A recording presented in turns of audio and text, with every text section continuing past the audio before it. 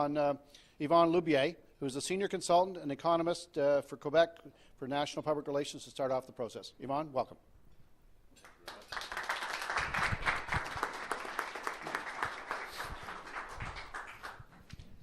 Thank you very much, and thank you for the beautiful invitation in Thunder Bay. It's the second time I come here. The first time was at the beginning of the 1980s, but I am very young, but I have a lot of experience. Yeah. Just a precision.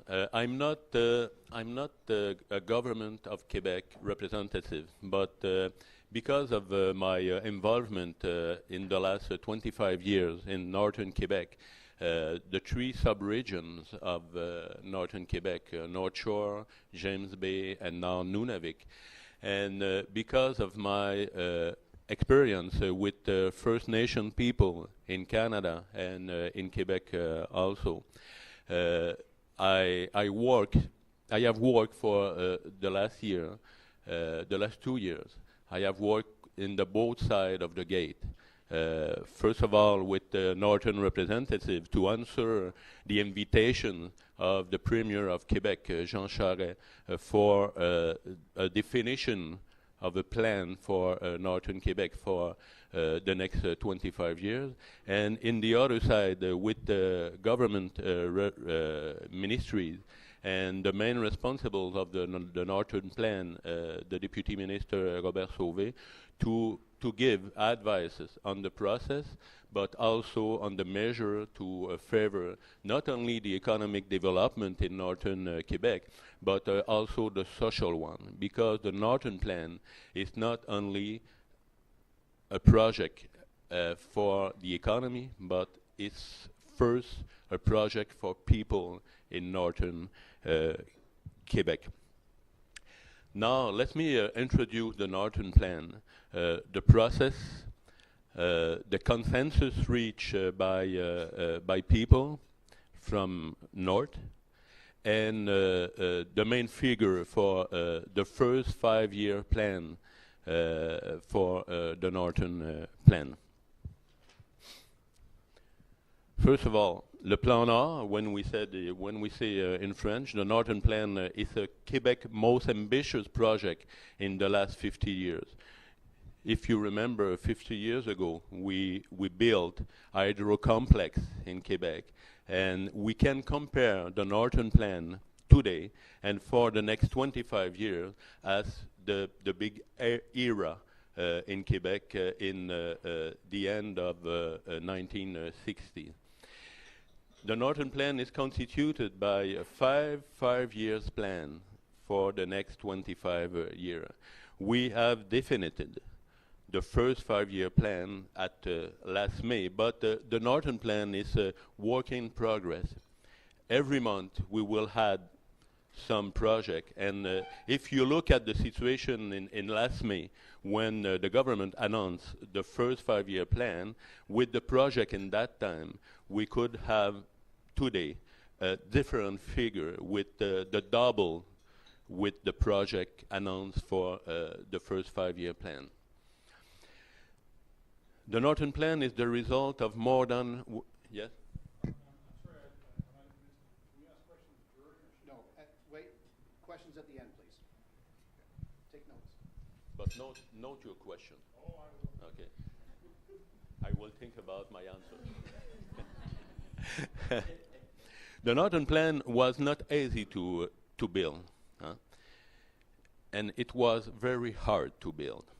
It take maybe more than 1 year to build, with 60 meetings, with 450 people from municipalities, from First Nation, business people, government people, environmental people, but all the people from the 3 sub-regions of Northern Quebec. And the first weeks of discussion and negotiation were very, very hard, and someone did the punch on the table, but very hard, and get out of the meeting, because they have the impression at the beginning that the government would have liked to impose some view for the northern Quebec and the development of northern Quebec. But it was not the case. When the Premier announced 3 years ago the Northern Plan, he said, we would like people there make the project. Not the government impose the project, but the people define the project together. And when we talk about together, it's not only Quebecers, but First Nation representatives. The Northern Plan was built on dialogue, on communication, to share with the sharing, vision sharing, with comprehension, with mutual benefit to gain, with respect. And it's difficult with the 450 people, but it's possible to have consensus on that. You don't, you cannot see the map. Normally it's bigger than the screen, but this is the North Shore, this is the James Bay, and this is the Nunavik. The three sub-regions of the Northern Plan, with reality totally different from sub-region to sub-region, with the First Nation representative with convention, other without convention, without agreement with the government, without process of negotiation for land, for inherent right and other. And this is represents 72% of the Quebec territory, but only 2% of the population. It's 1.2 million kilometers, square kilometers. It's 3 times the territory of France.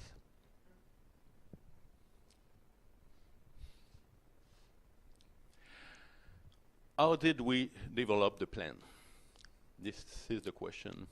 450 people, when I said worked together and met more than 60 times over more than 1 year on various topics concerning the development of the North. Participants contributed to the development of the Northern Plan in 3 ways. Partners roundtable with the 26 representatives and First Nation included. Okay? This is the executive of the Northern Plan process.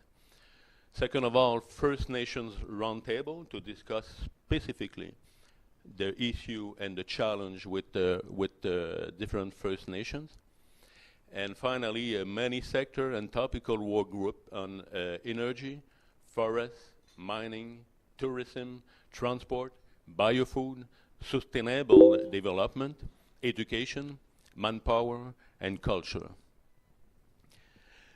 The participants were also invited to submit their high priority project, taking the 3 northern sub-regions into account, the North Shore, James Bay, and Nunavik.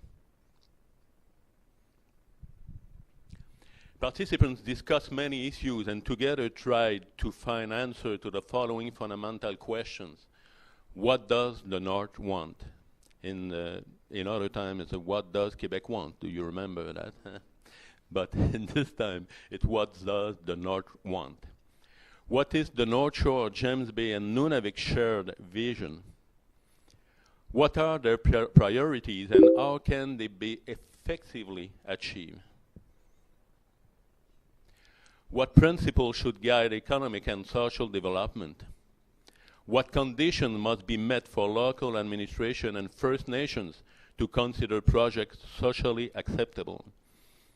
You know, the social acceptability is very important in Quebec, and I think it's the same thing in Ontario. We cannot have a project realized without this social acceptability. You don't have a precise measure for or indicator for social acceptability, but you can know if you have a protest in front of your building because your project is not a good project for population, if you have First Nation protestation, you are not social acceptability. You don't have social acceptability. And this is the reason why dialogue, communication, not only to build the Northern Plan, but after when you will submit the project, it could be fundamental to have this social acceptability. Without the consultation, without the solidarity around project, mining, forestry, communitarian project, you cannot succeed. Who will manage and administer the plan, and specifically, what will be the power of local people and First Nation?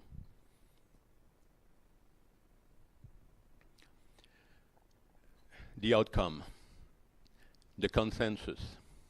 The first consensus reached by the 450 people was sustainable development and northern ecosystem protection must be the conditions to build the Northern Plan and to succeed. Second one, the Northern Plan must be integrated economically and socially to benefit the local, and first to benefit the local population. It must provide an opportunity to develop partnership between the government, companies, local population, and First Nation people.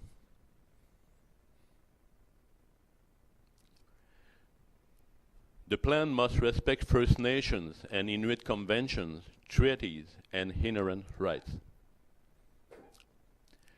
A major part of the benefit generated by the plan, particularly fiscal ones, must be kept in the North. Often in the past, mining sector, for example, or other sector, made exploitation of the wealth of the region, and after that, they left. But we wish a situation very different for the future with the Northern Plan, and we put in place, and we continue to put in place measures to ensure that it will be the situation. Local communities and First Nations must be essential partners and decision makers. Build a Northern Plan for the long term and not with a short view. 1 year, 2 years, and after that is finished. The project submitted by the communities and promoters must be fast-tracked and subject to a minimum of red tape. And it's very important today because the life is very fast. And we could lose opportunities because of administration, bureaucracy. And just an example, a recent example since the Northern Plan is in force. 2 months ago, the Premier, Jean Charest, announced in North Shore a new project of investment for the next 2 days by Rio Tinto, Iron and Titan. Okay? Normally, without the Northern Plan, it could have taken maybe 1 year, 8 months to 1 year to finalize the file. But because of the Northern Plan, it took around 2 months to finalize a file. Okay? We respect law, we respect rule for environment, for example. We respect the process in the bureaucratic machine, but with a fast-track minding. And we will try to have the fast-track minding generally applied in all of the ministries of the Quebec government for the Northern Plan. The good situation is to have the fast track for everything, but we will have a concentration for the Northern Plan.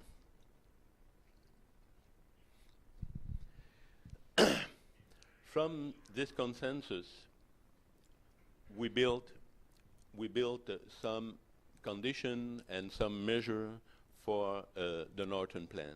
This is the concrete ones.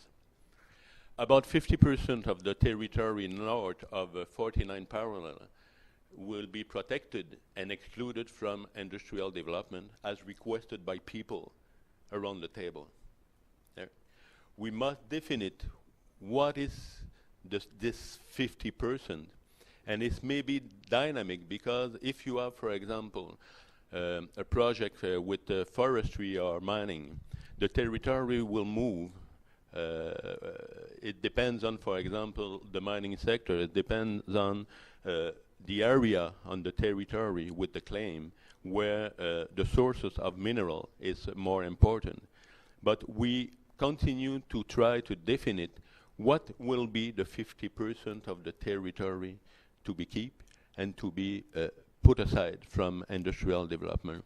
And the discussion continue with local population, government, but also First Nation, to respect traditional activities and to respect their territory and their current territory or the revendicated one.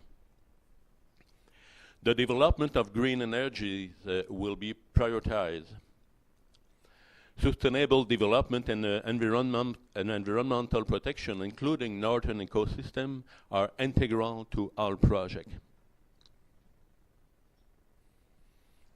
It will necessitate private and public investment nearing $80 billion over the next 25 years, and half of this amount will come from the government by different participation from Hydro, for example. Investment Quebec is an organism for the investment of Quebec government, for different ministries with a different program of the government, but noted that it's also private contribution.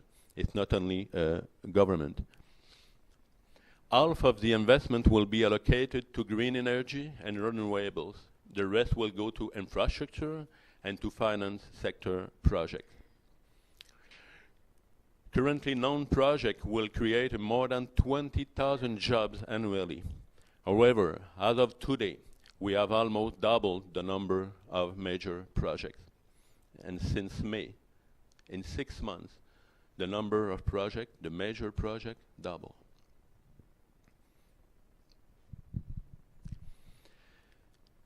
The Northern Plan is not only a measure economic development for Northern Quebec for the next 25 years, but it's also a social one. And first of all, the first measure in the social side is to create a link between isolated population since the beginning of their stories and the rest of Quebec and the rest of the continent. For example, it's planned by the measure of the government that the Highway 138 from Natashquan to Blanc-Sablon and the Newfoundland Labrador Highway and its 400,000 inhabitants will be made in the next 5 years. And it's a long time ago, people claimed to have the continuity of the road 138, and 10 months out of 12, these people are isolated from the rest of Quebec and the rest of the continent, close to Labrador people more than Quebec people. It's our territory, but the neighborhood is in Labrador. And the continuity of the road 138 will open perspective, big perspective for this area because of the people of Newfoundland Labrador who very welcome this measure because it will take 2 days less to come to the continent instead of the current situation. And this 400,000 people from Newfoundland Labrador will pass by Quebec territory to go to the final destination. This is good for tourism, this is good for economic development, this is good for neighborhood friendship, this is good for everything, anyway. This is the same thing for Inuit community. There is no link now to go directly from the rest of Quebec to Coujouac in Nunavik, and to Coujouac to the other 13 villages in Nunavik. And in the Northern Plan, first 5-year plan, the government foresees to build a railroad from Schefferville to Courchevel. Just for food prices, for example, it could be a big difference. For example, if you buy a liter of milk, it could cost $6.50 in Courchevel instead of $1.40. If you want to buy lettuce in Saluit, the extreme village in northern Nunavik, it could cost $8 to $10, and it is not beautiful. It is not fresh, but the railroad will help to decrease the prices imposed to this community. The Northern Plan requires significant investment in education, training, and skill, especially for First Nations, to ensure requisite skilled labor for project.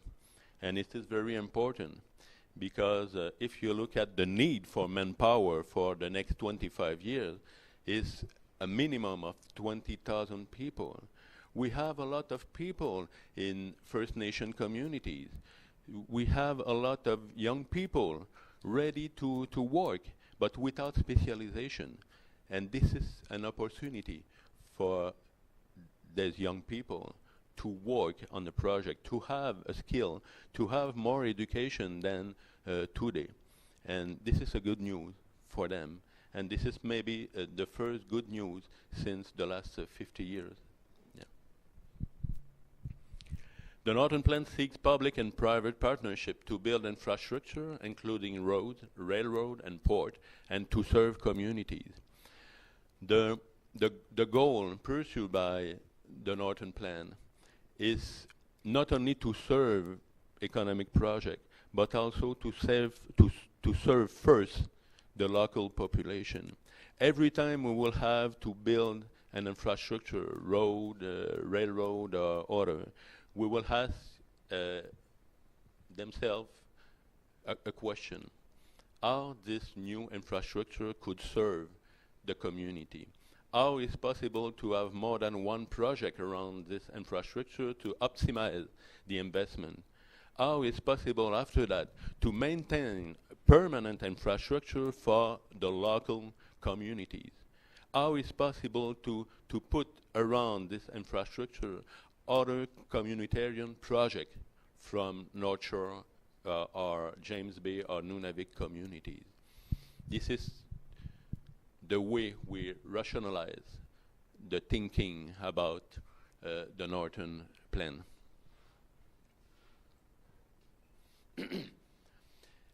In order to manage and administer the Northern Plan, the Quebec government created la Société du Plan Nord, the Northern Plan Company.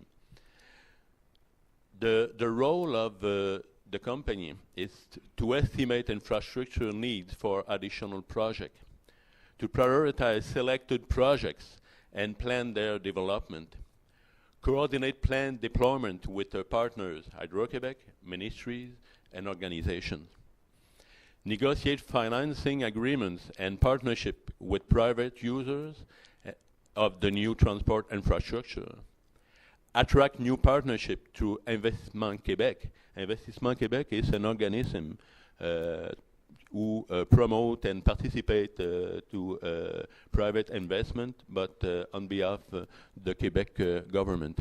For the first 5 years, Investissement Québec increased its budget by $500 million to support the Northern Plan and to support new partnership with company, with local communities, and with the First Nation.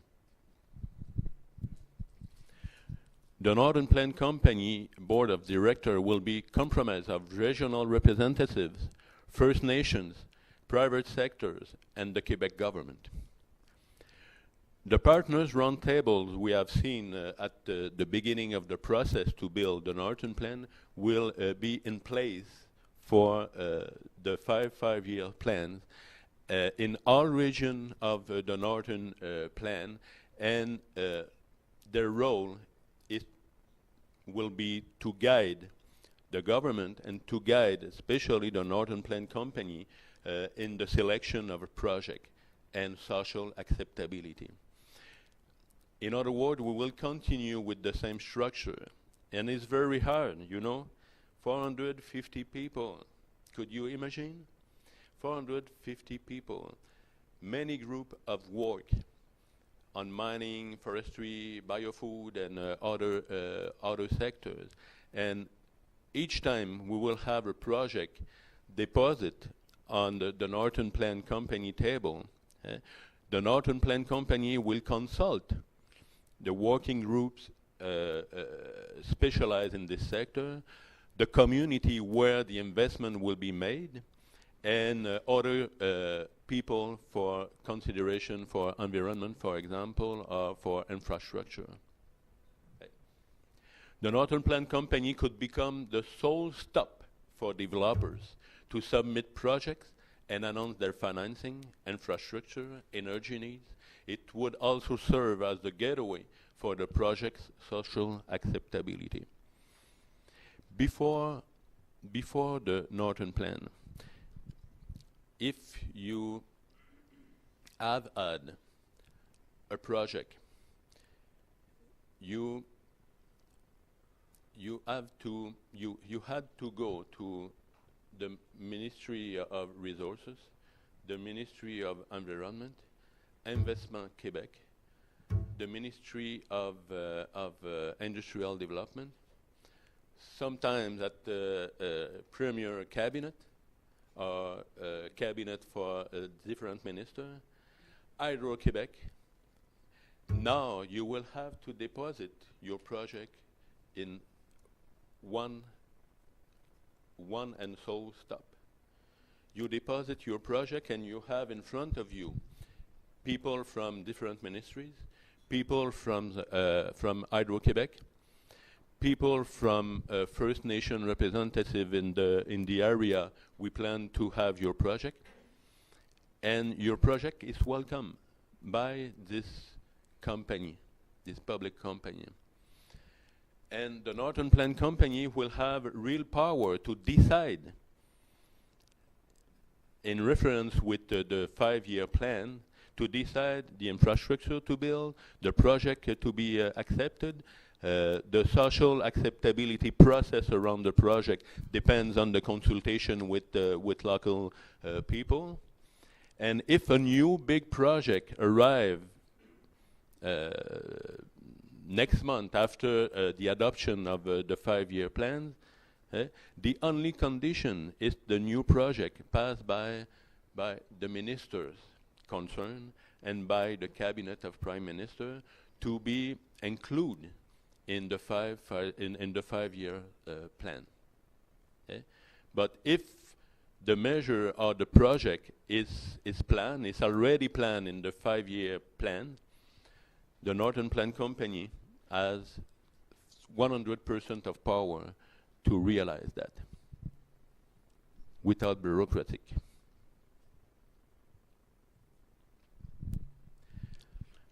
To realize the Northern Plan, we created the Northern Plan Fund. And the direct economic and fiscal benefits from infrastructure, the new mining project, and the new Hydro-Québec project will feed the fund, which will remain in the north as was requested by local people.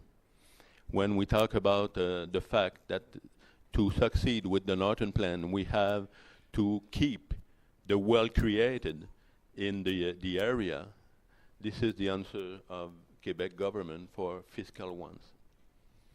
A total of $1.6 billion will be invested by the government for the first 5-year plan, with $1.1 billion in infrastructure and projects, $380 million for education, training, and social measures. Donc, a total amount of $1.6 billion for the first 5-year plan. I would like now to conclude my presentation with the figure of the first 5-year plan. What will happen with specific sector and what are the measures already defined by the Northern Plan. And what I said is a working in progress. The Northern Plan continue to be enriched by new idea, by new project, by new investment, by new need, by new negotiation with the First Nations, for example, and it could be different last year, improved by the discussion and negotiation with the different representatives. But for now, up to now, for infrastructure, we will have for the 5 next years, extension of Highway 138, one I said, from Natashquan to the Labrador Highway. Several rail sections, including Schefferville to Coujouac, north of Schefferville to Port de Sept-Îles, and Schefferville to Coujouarapik, maybe. Coujouarapik is a small village, Inuit village, close the Hudson Bay. Hydro-Quebec line extension to Coujouac and Opaluk for mining project, but first to serve population in Coujouac and close villages. Possible construction of a deep sea port at Coujouarapik or in Opaluk, in Ungava Bay. Opaluk is a small village, Inuit village again, in extreme north of Nunavik, with around 150 people live there, Inuit people. But it could be the great project of the century for them. But not only investment with by private and a part with by the Quebec government, but also discussion and negotiation around new partnership between company, government, and Inuit people. Amount will be invested also for education, for training young Inuit in Opaluk and in Saluit and Wickham Bay, the village close Opaluk. Many secondary road projects to support mining project needs and local community need. For energy, we plan the development of 3,500 megawatt of clean, renewable energy, hydro, wind, hydrokinetic. Development of project to meet the energy need of industrial project unrelated to the main hydro network. Wind diesel coupling pilot project for Nunavik, and we can see the importance of this kind of project. Now, Inuit people pay 54 cents per kilowatt hour for electricity instead of 5 cents in the south. It's 10 times the cost of the energy in the south. With this kind of coupling pilot project, we could cut half amount of the cost for electricity. And finally, support creation of hydrokinetic energy farm, especially in James Bay and Nunavik.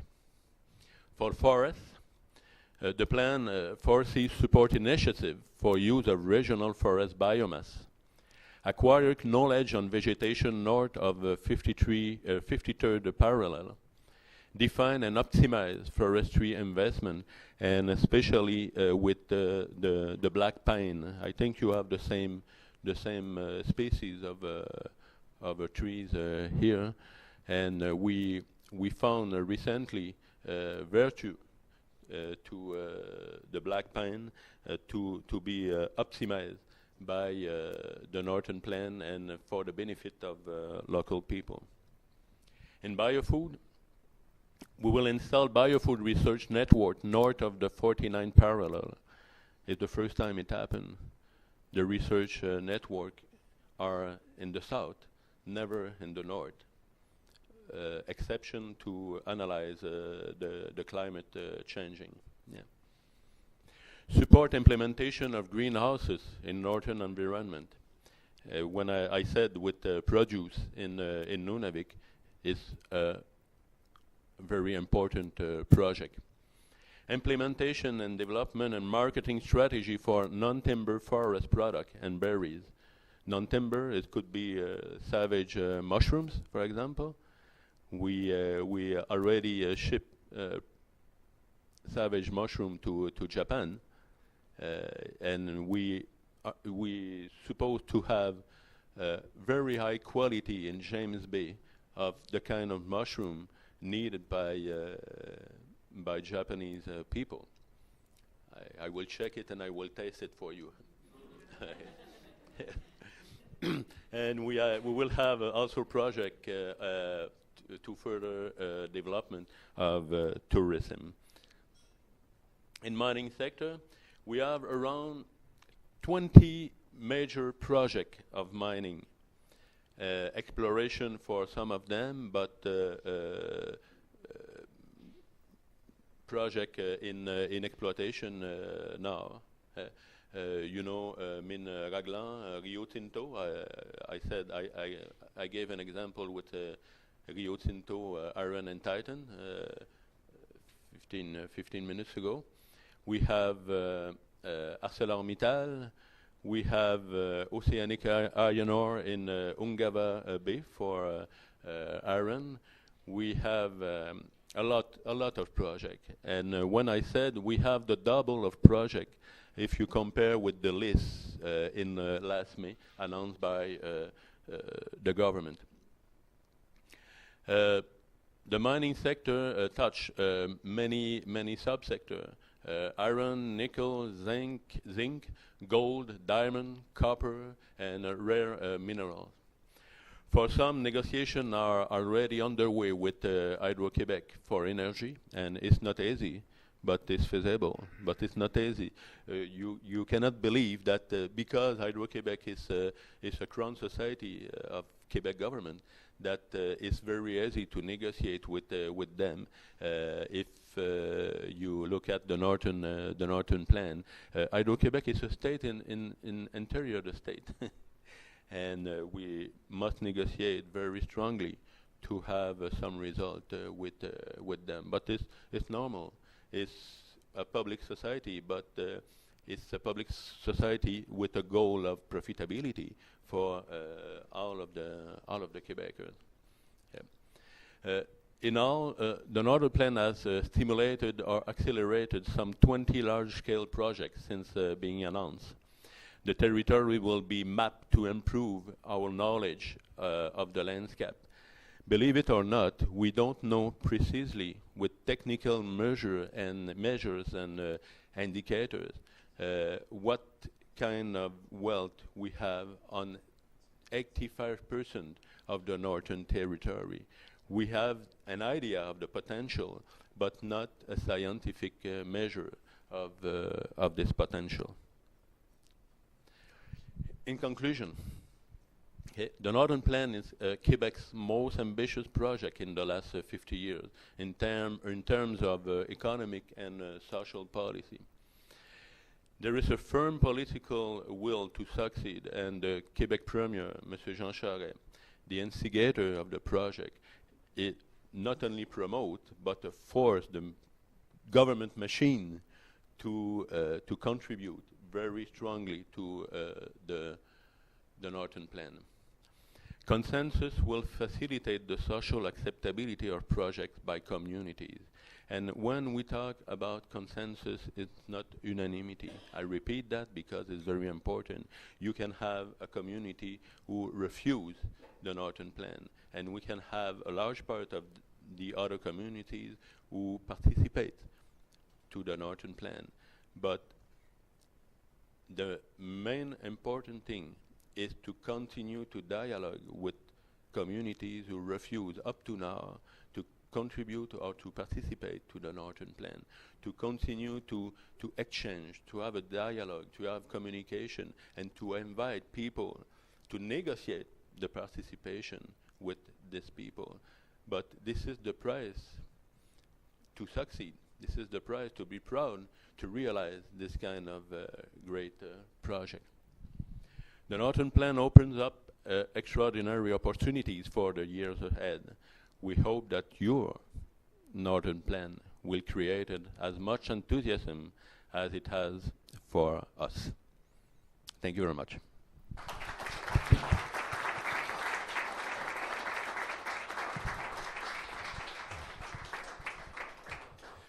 Thanks, Ivan. Certainly there's a lot of parallels in what we just saw to what we've been doing, and some pretty good answers there, too. I want to call on Catherine Scannell, who's the managing partner of the Toronto office for National Public Relations, to take us into the next step, and then she in turn will introduce the other speakers. So, Catherine, welcome. Plus, the folks at the folks who are watching from their laptops and computers in their offices need to hear you too. Okay, I appreciate that. I won't be very long because I think the main important part of the presentation Mr. Loubier did with all his experience. But briefly, I want to introduce the other two people with me today. First of all, thank you very much for inviting us. It's a privilege and an honor to be here. I think it's important for us to be here in Thunder Bay particularly. This is where it's important to you. The development of the North is extremely, it's a big, big story for you and a big potential, but at the same time, a lot of challenges in front of you. So we wanted to be here to talk a little bit about the experience of Quebec, but also the firm is working in Toronto, so we're dealing with Ontario, and see what we can learn from it and how we can help contribute to make this process a better process and actually get to action and implementation. As someone was telling me, there's been a lot of talk and a lot of planning the plan, but I think there's a lot of you are looking forward to see, okay, how does it move forward here in Ontario? And one of the things that Mr. Loubier mentioned, and I think is crucial, and coming from the field of communication, is this importance of communication and consultation and dialogue and partners, everybody at the same table talking. I mean, 450 people is amazing. It's hard to believe that actually you get somewhere, but obviously it worked, which means that there is something there that it's not impossible. But Ontario has a different story. It's different context, different relationships, different situations, so not everything is comparable. But certainly there are a lot of people, partners, communities interested in what's going on here, and it's probably certainly, I know there are consultations going on and reports coming out soon, but it's certainly a key factor for success is that conversation and make sure everybody with interest, it's all put on the table and there are discussions about it so we can build consensus, which takes time but happens, and get to solutions. And I think what we have been working on is finding ways to engage communities. We've got a lot of experience in it. We've done quite a bit in other projects. It's fundamental, and today with technology, as you know, social media, internet, it's so much easy to actually reach to a wider, wider communities. And one of the things that sitting in Toronto, you've noticed, and it's not my first time in Thunder Bay, and I'm so happy to be back. First time was in 1988, so I'm a little younger than you are. But it's that, you just have one perspective. You're not in the heart of the action. And you have a way with the technologies today to reach out even beyond the border of Northern Ontario. So I think it's important to reach south, to tell you stories, what matters to you, what's important, what issues have to be dealt with, and that message comes across to all levels, including government, obviously. But I'll let my colleague Richard talk more about the government aspect of all this.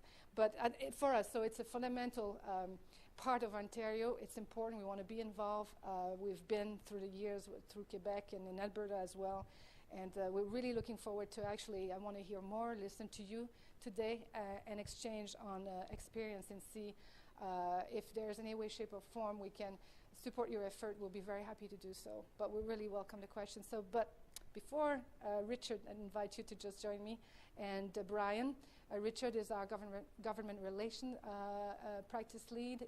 He's got tremendous experience, understands the in and out of government because he's been in it, and at federally and provincially, and Queen's Park particularly. So Richard, if you just want to give us a bit of your take on the situation here, and Brian, who's also a man of who I admire. I'm very lucky I work with experience, but also gentlemen and people that have so much knowledge. I've been in the business of working with Aboriginal communities for over 40 years, Brian at least, and has been very kind to share all his knowledge with us. So I want him to also share that with you today. So, Richard. Thank you, Catherine. I will be very brief. Catherine is right. Brian has been working with Aboriginal communities for 40 years, and he started when he was 45, so that makes him about 85 right now.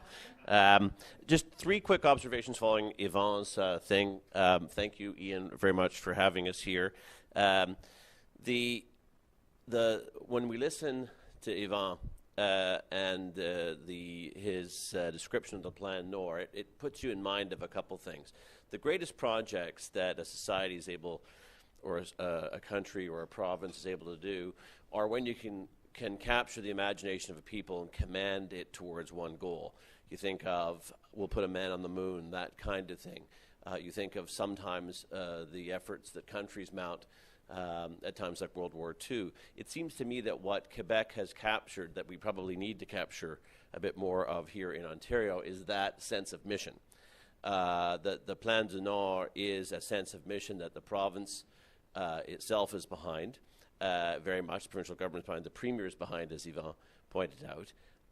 And something of that size, $80 billion over the next 25 years, is the kind of ambition that we don't actually often see in governments and in societies anymore in the age of limits and practicality and reason. So I think lesson 1 for us here in Ontario that I just throw to you for the discussion is that we need to probably command that sense of mission as we look to develop, as you look to develop things like the Ring of Fire and our own Far North Act.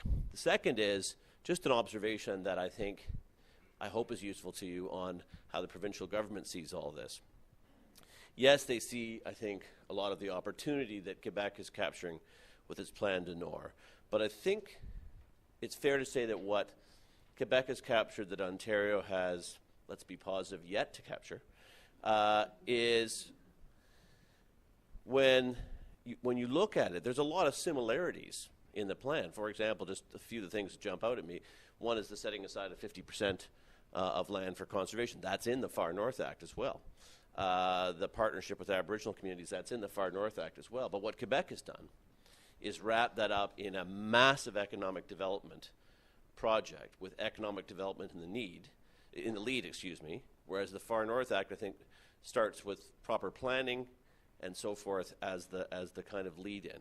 So maybe what we need, and I speak as an individual, not on behalf of the government or anything like that, maybe what we need is to put economic development and the grand vision a bit more up front from where we are right now. And the third thought for you is, and last one, is that what I think is pretty interesting is the work that Ian's task force is doing. One of the things that it looks to me like they got right in Quebec, and that we often get wrong in Ontario, is we have great projects and great plans designed by places far away and governments far away and companies far away. And we don't do the hard work and imagination and the creative work that is involved in terms of community economic development. And it looks to me that one of the things that may be the most exciting about this, as well as the economic opportunity, is the fact that you, via the task force pilot program, are being handed some of the tools to write this story yourselves. And I think if that's the case, and it appears to me that it is the case, that's where some real imagination, some real creativity, and maybe some really strong results can come out. And hopefully some of the lessons and wisdom that Yvon has put forward is useful to you and the task force as it begins to do that work. That's it for me. Brian, did you want to say a few words?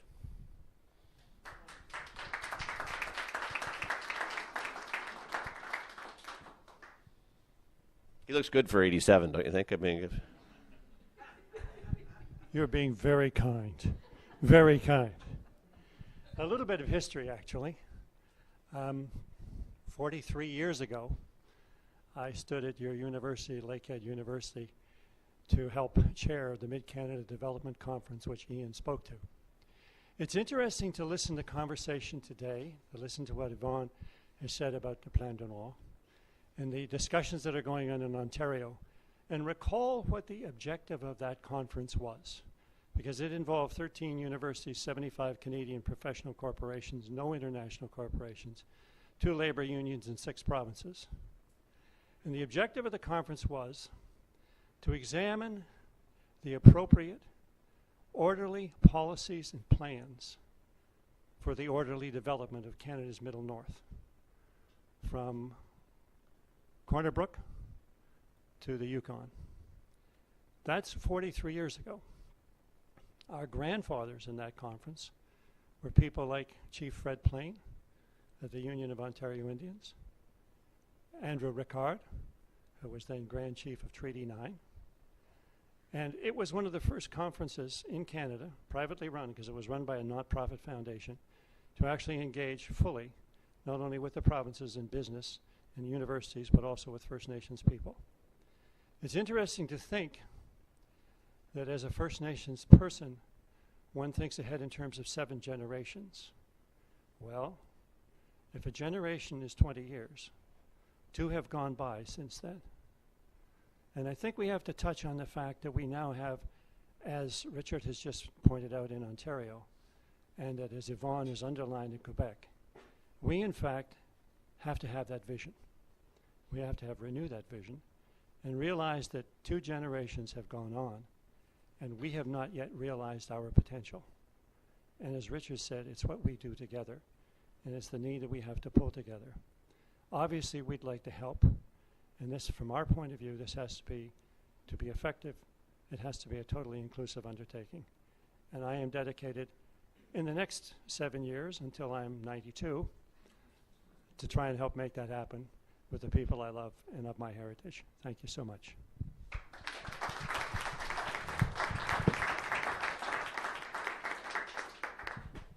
Now, are we going to try and hear from the lawyer? I'm getting that shake of the head that it's not going to work. Okay.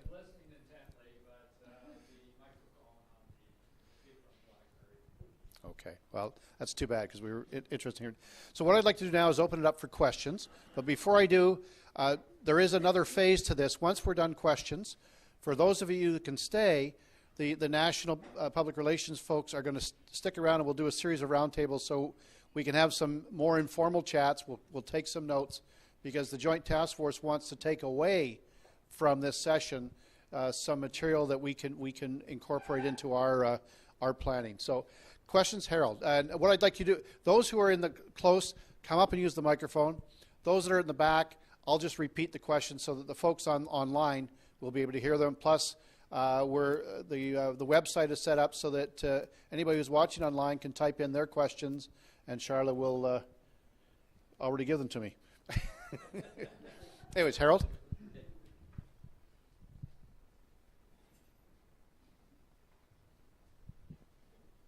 Okay, thanks. I'll restrict this first part just to 2 areas because I'm interested in a little bit more information about the process. And that is, you talked about how it was how this organization would be the gateway for the promoting the social acceptability, if I recall. I come up to something that we had that was articulated back in 1987, and I can't get it out of my head right now, which was called Crown Land as a Development Tool. And this is where the provincial government said that they wanted to see economic development from the forest resources, but it was being run by one particular agency, Ministry of Natural Resources. So when you had an idea, you would come to the ministry, then they would go to the other side of the desk and go, oh my God, you can't do that. And so the issue is, can an agency do both? I'm interested in how that discussion went, where it can be both the promoter of economic development and issues, and also, though, be the vessel by which the social, acceptability is there. So maybe it's a little different phrasing here than I would be thinking of. So that's the first part, is to see how those can be embodied in one organization. Okay, just do the one then. Great, one at a time. What is your example? In Ontario, it was called Crown. In Ontario, and it still is out there because I mean, even though that thing is dead, its shadow is still there. We're trying to have one agency be both in charge of the resources and the resource development as well as the regulatory side. So having a regulator also, if you will, be the promoter, the regulatory side always wins out. But the Northern Plan Company is not looked like you introduce as an organism. Okay, it's not a bureaucratic organism, but it's an union of many representatives from the regions, the northern regions. And this company will have real power to realize the 5-year plan. And if people around the table are not able to reach consensus on a project, on a priority for infrastructure, they will continue to discuss, to negotiate together, to have one decision around a project or around other thing. If they are not sure, they will consult working groups.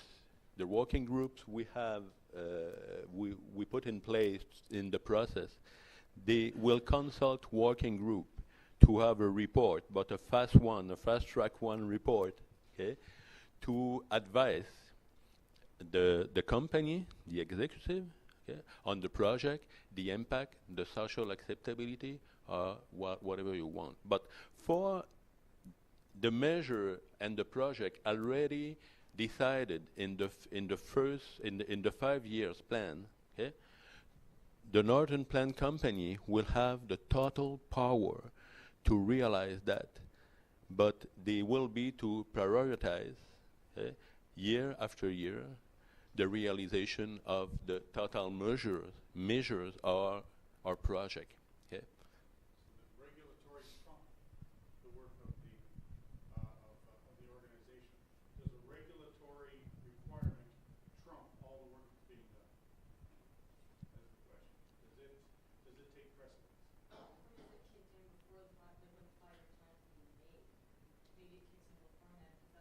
Okay. The first 5-year plan has been determined in the process. Okay. The second one, the second 5-year plan will continue to be determined by people in northern region, and it will be like that every 5 years. And every year also, because if a new project arrive on the table of the Northern Plan Company, they will have to discuss together. They will have to consult people in local side, working groups, and to improve the plan, to improve the 5-year plan. And there is a ministerial committees in the government, who has the responsibility to push the project, to accept new project, and to come back to the Northern Plan Society or Northern Plan Company, to say, oh, okay, it's positive, you have to examine that, but you will have the power to decide if whether or not this project will be realized. Okay? You know, do you see the interaction?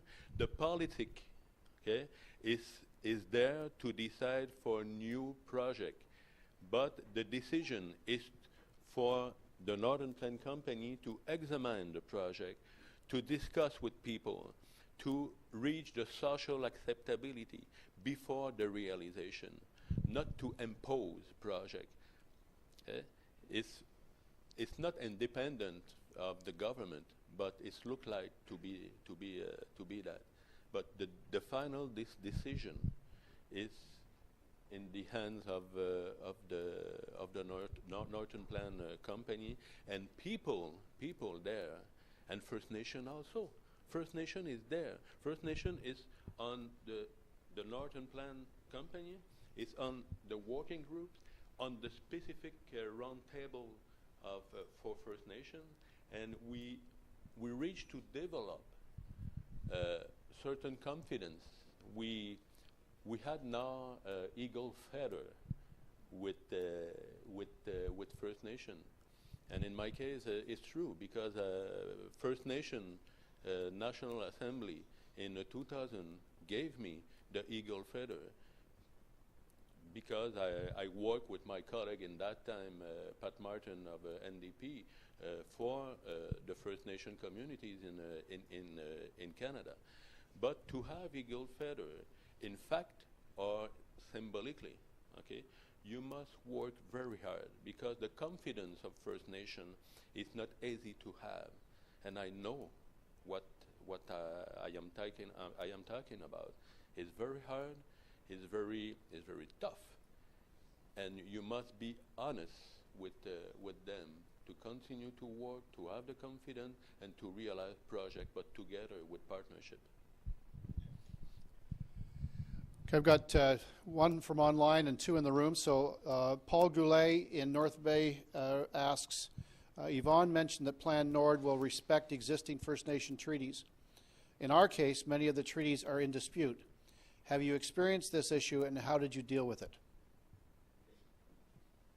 This is my eagle feather. It's true. Huh? It's not a joke. It's not a joke. And each time I have to discuss with First Nation people, I bring it. And it's not only symbolic. It's a sign of to be able to work together, to work positively, to work in respect, nation to nation. Because it's nation to nation. We have to work nation to nation. I will show you the eagle feather later. I know you, but I don't remember when I've seen you. But I know you. I know you. I have seen you many times in my life, but I do you have a twin brother? No. Harold is just known Okay. as getting around. Okay. It's true that for Cree First Nation, Cree Nation, okay, we have the North Convention, and James Bay and North Convention, and a part of this agreement is applied also to Inuit people. But there are other First Nation without current treaties.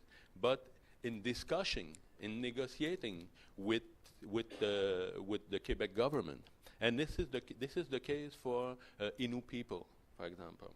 Innu people is share half and half, I think, with First Nation who participates in the Northern Plan, and the other half who decided to not participate to the Northern Plan. But we continue with this part of First Nation who oppose the Northern Plan to try to have consensus on certain things. But the thing very important is when we talk about treaties, we talk about treaties existing now, but the treaty will come. For Innu people, for example, 3 Innu First Nation people are discussing with the Quebec government to continue to find a way to respect territory and inherent right for autonomous governance. Okay? The other decided to stop the negotiation after the beginning of discussion on the Northern Plan, but 3 of them continue. And a friend of mine is a chief of one First Nation in Nutashquan, in northern North Shore. And 5 years ago, he told me for the project of La Romaine, hydro complex of Hydro-Québec in North Shore, he said, it's my territory. I don't want to have this project built. I am ready to discuss, but not to put aside my right on my territory and my revendicated territory. And this is one of the 3 nations who continue to discuss with the Quebec government on the land and on the inherent right. Okay, and I suggested to him, hey, you can say, I will continue to discuss my rights. I will continue to discuss my pretension on the land, and I will continue to discuss my right to have my own decision, my own government. But in the same time, you can say, I will have a part of the wealth created by La Romaine, and after that with the Plan R. And every time he talked about the Plan R or La Romaine, he said, I have my right. My people arrive here before Quebec people.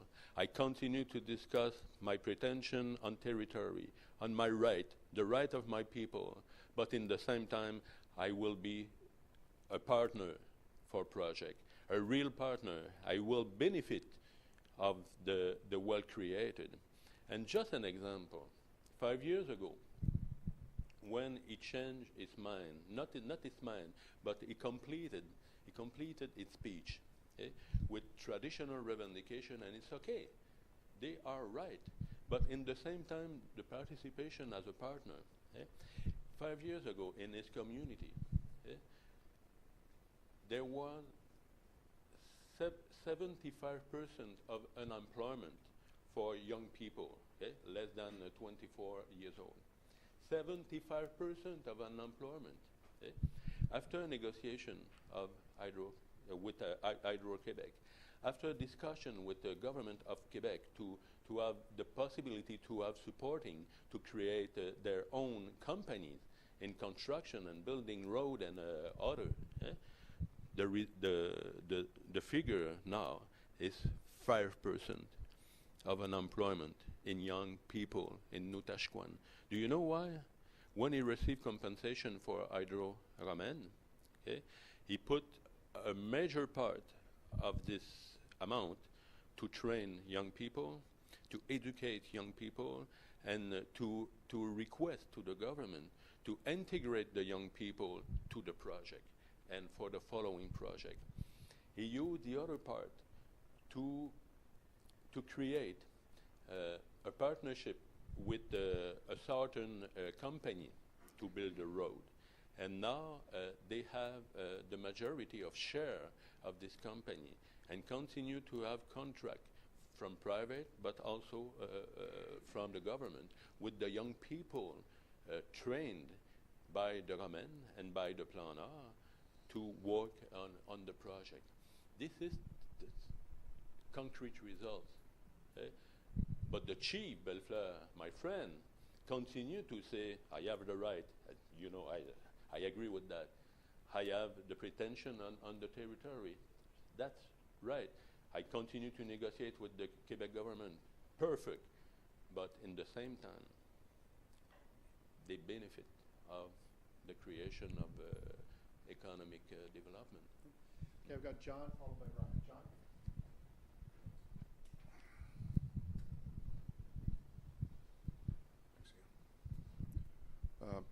Yvonne, I enjoyed your presentation very much. My question, and I get excited, I'm a geologist by trade, so when you talk about 20 projects in northern Quebec, that's a big deal. I would assume that would include areas like the Yodish Mountains for diamond deposits, the Eleanor Gold Deposit, etc. My question really revolves around that thematic. You mentioned that many times mining companies would be sharing or working in a shared scenario with respect to driving some of the road access north. I'm just wondering if you can give us a little more insight into that, how that works, if there's a formula for that, a cost sharing, province feds and the mining companies in terms of opening up that access into the north, because that's one of the things Ontario wants to look at in parallel. For the infrastructure? Yes. Yes. And add to that, who decides where it goes? Okay. And it's too bad Ron left the room at that point. I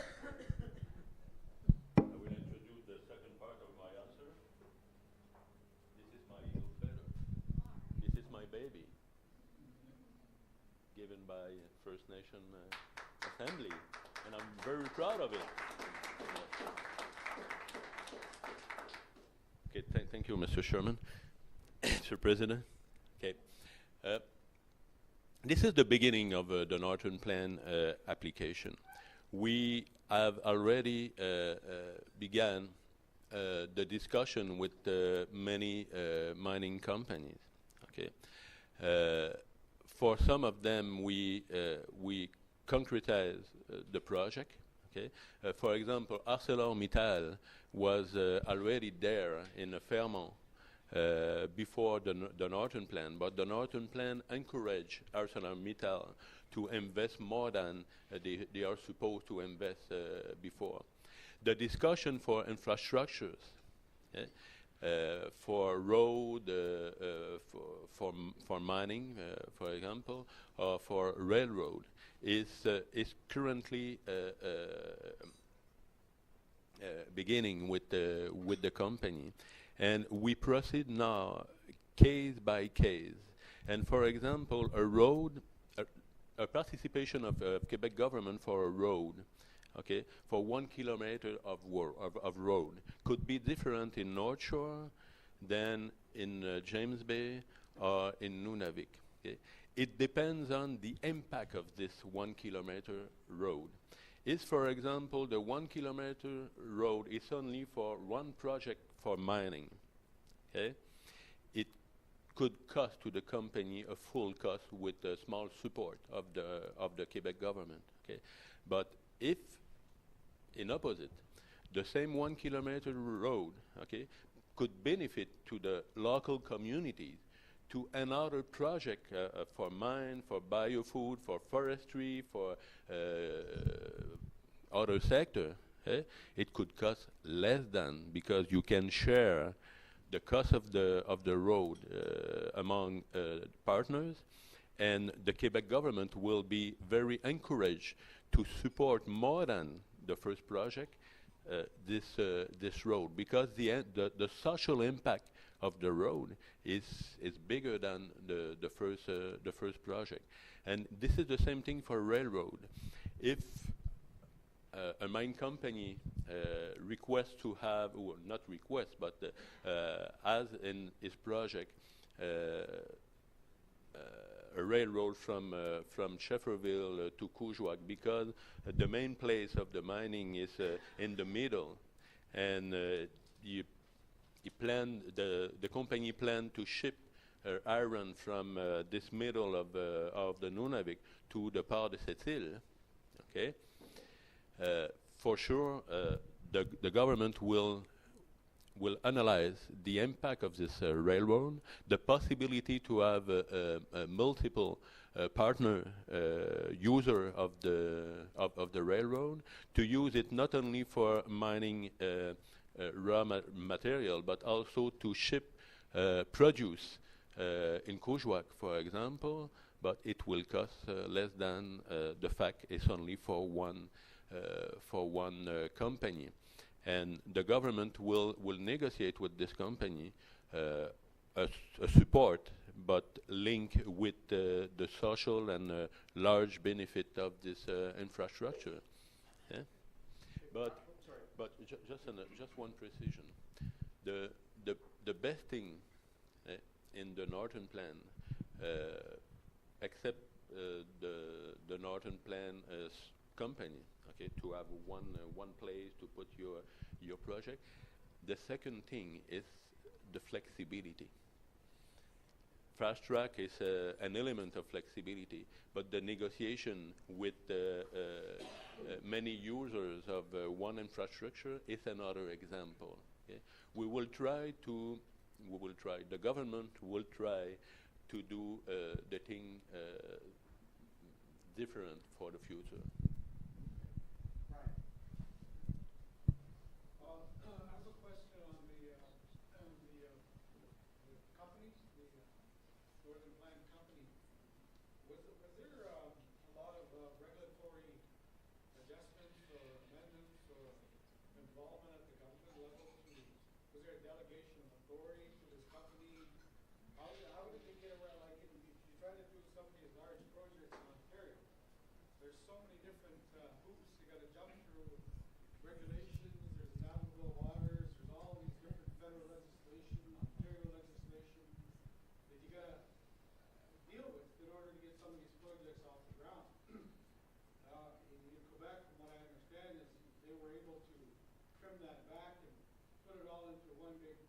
One big company to have one-stop shop.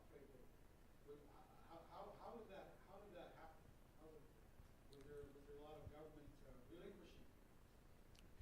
The question for those online is basically, was there a delegation of authority, and how did it happen? So, Excuse me, could you repeat the question? Because it's a very large, very many matters.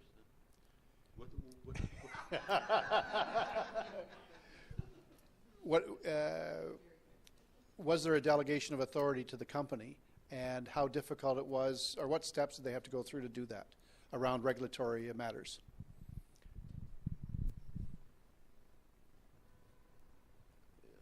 It's very difficult to answer this question because we are in the beginning of the Norton Plan. We work with some companies, but not all of the companies. But when you talk about delegation of power, delegation of... And actually, it's reference to the company that Quebec created to Northern manage. Plan Society. Okay, Yes, okay. That's and, Okay. and were they given authority, Well, and how okay. difficult was that to achieve? Okay. I'm sorry because company in my mind was a mining company or agri-food company, and I forget because for me it's La Société du Plan Nord. It's the first time I use the Norton Plan company. Okay. The bill to create La Société du Plan Nord, the Norton Plan company, will be adopted probably next month. Okay, and in this bill, there are a lot of disposal, okay, to give authority to La Société du Plan Nord to realize all of the elements of the 5-year plan.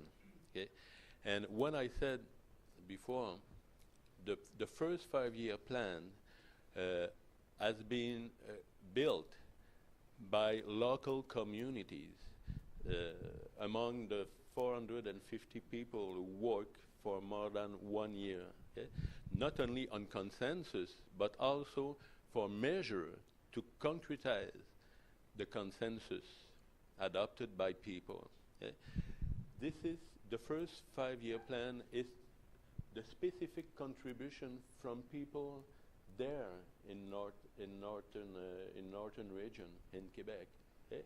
And it will be the same for the next. And every year, every people who build the Northern Plan, every people from northern Quebec will have meeting to make a follow-up of the realization and to build the second 5-year plan, okay?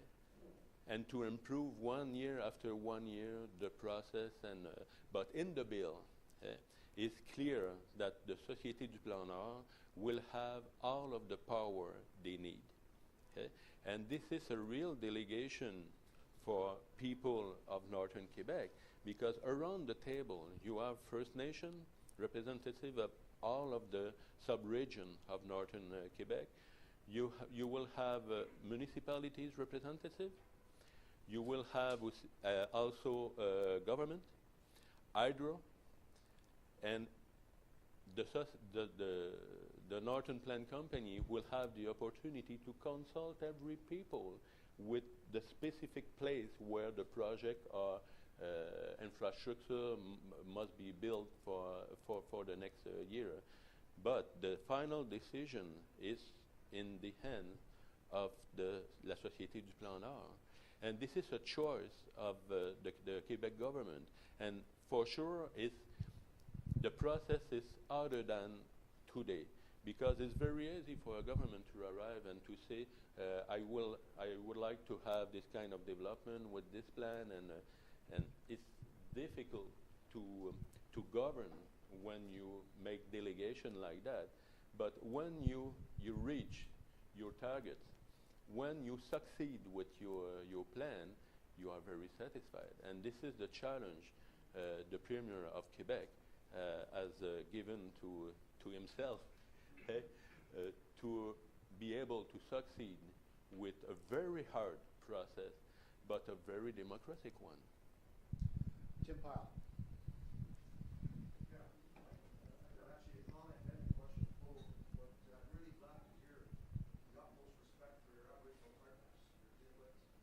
First Nation partners, we as well have two Aboriginal peoples here that should be recognized, the Métis Nation and the First Nation communities.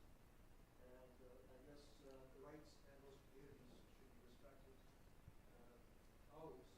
But I just want to know, how do you ensure that your partners, your Aboriginal partners, are represented and recognized?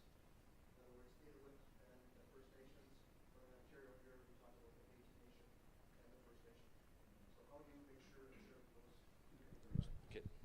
So the question is, how do you ensure that the Aboriginal partners are recognized and involved, right, Tim? And respected, yeah. And you forgot the Inuit in Ontario. We have them too. Okay. First of all, the nation supports the Northern Plan in Quebec is mainly James Bay Crees, Inuit people in Nunavik, a part of Innu and Naskapi, a part of Innu people in North Shore. Okay? There's 3 nations as representation of the Northern Plan company. Okay, and when I said we continue to discuss with others to have an agreement, okay? But when you have the Grand Chief of Cree Nation, when you have Pita Atami from Makivik, Maji Emudluk from KRG, the Kativik Regional Government, when you have maybe half of the First Nation Innu chief who support the plan, in my opinion, we have something like consensus, not a unanimity. Okay?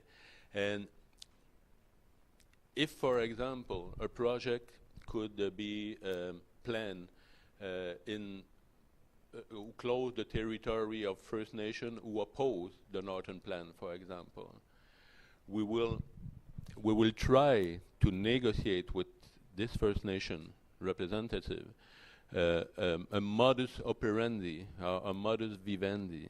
And if it's not possible, we will continue to dialogue. We will continue to have communication with them.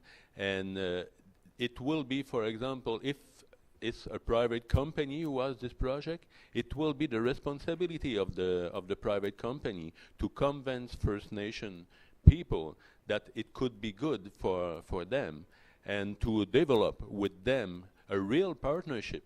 Okay? Just for example, I talk about okay, the map is there. Yeah? Okay.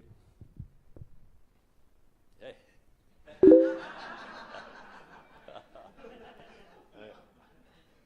This is Kujwarapik. Okay. Kujwarapik is a small village with in part is Inuit people, and in the other part is Cree people. Together, okay, they are friends, but not since a long time. But now they are friends. Okay? They work together. A wind energy company is currently discussing with Inuit community and Cree community to have a real partnership in the wind energy project. Not only to have a fees, a part of benefit, okay, but to be a real partner. Okay. For sure, it's very interesting for La Société du Plan Nord, for the Northern Plan Company. It's very interesting because this is an example of the way we must adopt for the future. Not only to say to the First Nation, hey, I will give you $1 million per year and I will make my project. No, I will realize my project. I need you, First Nation people, as real partner. We will invest together for training, for skill, for education, and you will have a real and significant part of the benefit for the future. This is the way we favor. this is the way I favor, because I don't talk about, I cannot speak for the government, but when I look at the project, the current project, when I look at what happened with Oceanic R&R in Ungava Bay, with a project of mining of iron, the discussion is mainly on that. How could you be partner as Inuit community, and not only to have an amount and is finished? How is possible to continue our partnership for a long term view, not to finish after 15 years because the mine is finished? No, we have to invest and to reinvest for the future. I've got Larry and Tim and Caroline. Thanks, Yvonne. You mentioned the shared vision concept in your presentation. How important is it to make sure it's a shared vision for the whole territory? We're talking vast geographical territories here, 3 in Quebec and 2 in northern Ontario. Can we have a shared vision for the northeast and one for the northwest, or will that not work as well as the shared vision for all of them? So the question is can you have a shared vision for all of Northern Ontario, or can you have shared a vision for the Northwest and the Northeast independent? Okay. Each region is particular. Huh? Don't imagine that it is different in northern Quebec. Huh? You have North Shore, you have James Bay, and you have Nunavik. But in interior of North Shore, you have maybe 5 sub-regions with different visions. And it's very difficult sometimes, and you live the same experience. It's very difficult to have one vision. It's very difficult to be the same, and it will be dull to be the same. Huh? It's very interesting to be different. Huh? To discuss, to exchange, to enrich the project, and to build an original future and a present too. And I introduce you the consensus. The 12 consensus is a shared vision between all of the sub-region in northern Quebec, except that if you go to Havre Saint-Pierre in North Shore, and if you go to Chibougamau in James Bay, the people will receive the project differently. They will have preoccupation very different. They will have some requests in one place and not in the other place. Because of the history, for example, Schefferville, not Schefferville, but Chibougamau is turned toward forestry. The project interesting for them is forestry. And if you arrive with a rare mineral, okay, it's new, it's not jazzy, it's not jazz, it's not too original, but it's very important. But you have to convince more than if you are a company in this sector. You have to convince people in Chibougamau that it could be a priority. And when when the society, the company, the Northern Plant Company, will study project and priority, okay, they will consider these forces, okay, because the budget is limited, the time of realization is 5 years, and we have to proceed. We have to proceed, and we have to have agreement around project and to share the global amount to North Shore, Nunavik, and James Bay. But the consensus there is a shared vision for all of the people. But every region and like every person are different. All right, Tim Cristo. Thank you, and thank you. I enjoyed the presentation, and particularly the ability to contrast the Plan Nord with the Ontario Growth Plan. So My question is very specific, but I do want to make a comment. The question is, does the plan have specific targets for job creation, other economic indicators, and measures of success? And I guess my comment is, because you mentioned about 3 years ago, that's when the plan started, and I recall that's just before I got here, a little after I got here.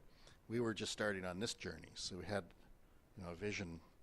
But I find it interesting that you've got a company that is set up that's looking at how it allocates or spends $80 million, sectorial priorities with specific initiatives, and my friend Ian here, who is doing a great job, is setting up our company. Essentially what we're doing is we're setting up the basis for how we would do the plan and move it forward.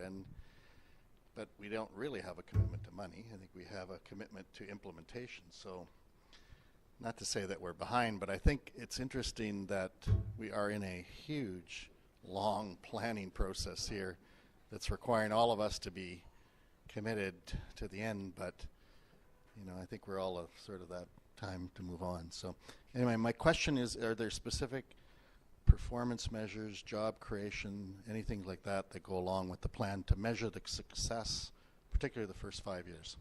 Yeah, every year. Every year, the Northern Plan Company and the working groups in every sector will evaluate the objective of the Northern Plan, the 5-year plan, and the result. But every year, twice a year, okay, this is the process. Yeah? And for the job creation, it's more than that now. It's not 20,000. If you look at the trend since 6 months, we will need maybe 25 or 30 people per year. But an evaluation will be made for sure. And this is a responsibility of the Northern Plan Company. Caroline, and you might want to also answer the rhetorical question, did you notice that they're building railroads in Quebec as opposed to allowing them to be torn up in Northern Ontario? Anyways, sorry. Caroline, please.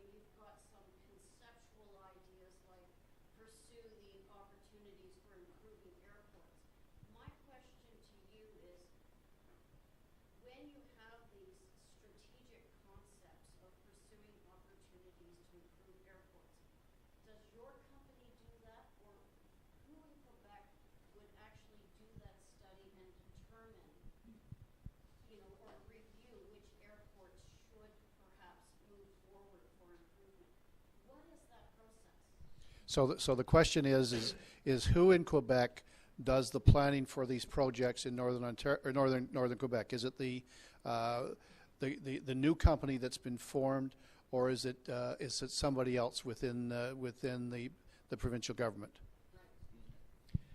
Okay. Many answers. Okay, but the first one is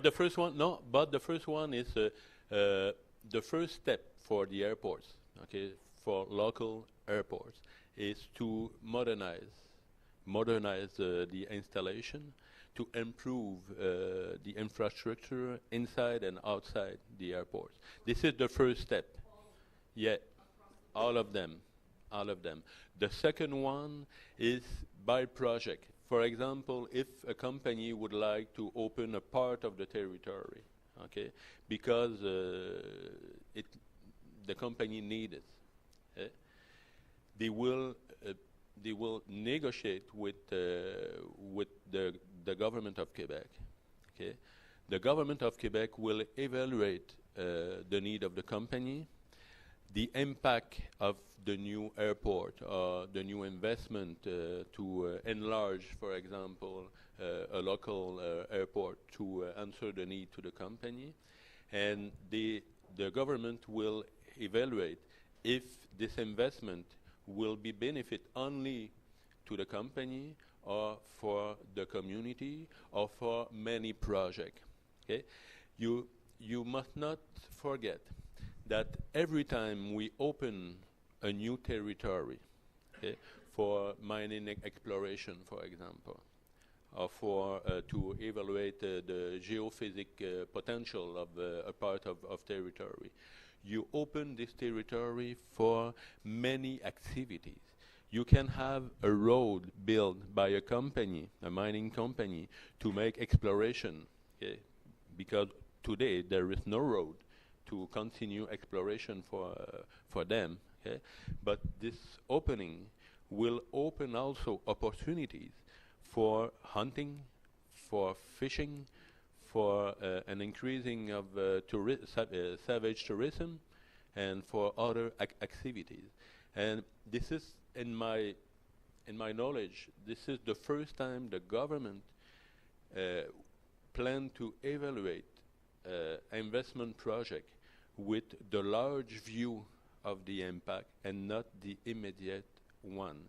And this is the new way to evaluate government policies, is to see $1 invest for one thing are not is not the same value that this same dollars invest in other place. It depends on the global impact.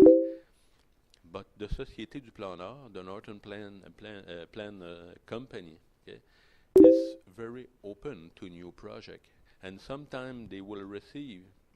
I can imagine, because it's not in operation, but sometimes they could receive a new project, not planned before, but this project open a future for other project, but less interesting 2 months ago for the society, for the company. This is the dynamic, the flexibility, and my dream is that it will run very well like that. But I'm sure that it will be like that.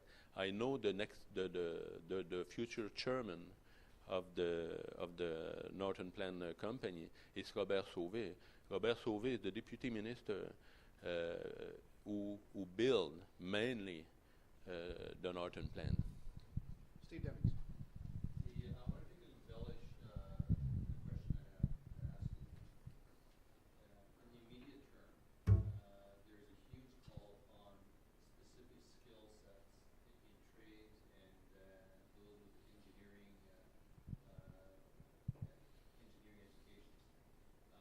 From Saskatchewan, there's $54 billion projects underway. In Newfoundland, where there's $45 billion capital projects underway. Next year, there's going to be the start of ship building contracts for the next 25 years in Halifax. You're looking at 25,000 people a year for the next 20 years. The Bakken oil fields in North Dakota is probably the largest oil opportunity for tight oil in 46 years. Saskatchewan's ramping up, Alberta's ramping up. What have you done, or what has your province done to do an analysis of your short and medium-term requirements for labor? Because without that, you're never going to realize your real economic development potential as we are. It's the same challenge we're going to have. Can you embellish on that, how you develop the strategy? The question is how has Quebec analyzed their trades, their engineering, their employment needs over the next number of years and prepared for it? Okay. Good question. I don't know if my answer will be so good. But many sources. Okay. For sure, we when we talk about the $352 million to increase the amount for training, education, and skill, the main client of this policy is First Nation people. There is a lot of people and young people in North Shore, James Bay, and Nunavik who would like to have a good job, a good training, a specialty, and to have a future. And this is the first source. And when a company arrives with a project, this is the first question. What is your plan to have sufficient people to work for you? What is your plan to train local people, and especially First Nation young people? And the government could help people, could help company to give this training and to give amount for to increase education, to have a specific training for the need of the company. The second one is the third one is the immigration.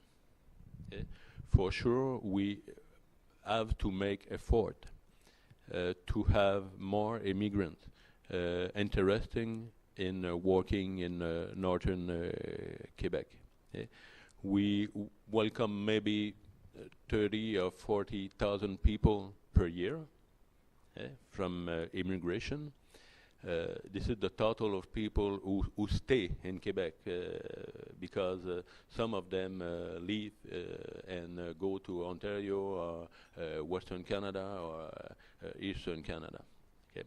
But we must increase the percentage of not retainer, but the percentage of people who want to stay in Quebec and to work in northern Quebec. And the salary and wage are very interesting in northern Quebec. It's higher than the salaries you can have in south. The fourth source is what we call the fly-in, fly-out. For sure, a part of the manpower required for a project in northern Quebec will come from Montreal or Quebec City or other cities in the south. They will work, the people will work 3 weeks and to have 2 weeks of vacation in south. And this is current now. If you look at the Rigland mine in Saluit, a large part of the manpower is provided by this source. After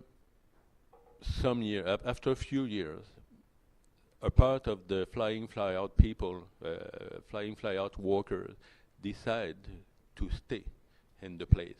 And what this has happened, it was happened in Fermont in North Shore. A part of people after 3 or 4 years of fly-in, fly-out decided to have their homes in Fermont and to develop a new municipality with not only a workplace but also a leisure place and a family place to grow children. This is a big challenge, and in my opinion, it's the biggest challenge of the Northern Plan. Stefan? Actually, come on, use the microphone so I don't have to. Thank you. Stefan Huzan, I have a question about the money. You had mentioned in your presentation that more than 50% of the revenues from the project will stay in Quebec. I was wondering if you could explain how, where, and who decides what happens with that money. And how do you get around any trade agreements? It's a lot of money, you know. But comment on dit gageure, Catherine? Huh? Right, okay, the gamble made by the gamble made by the Premier and by the government of Quebec is the following. The project will create a lot, and a lot of wealth. And up to now, we know only a part of the answer. When I said 80% of the territory is unmapped, that means that we know the potential, but not precisely what is the potential. I compare the resources in northern Quebec at the petroleum in Alberta, or in Saudi Arabia. It's a lot of wealth creation.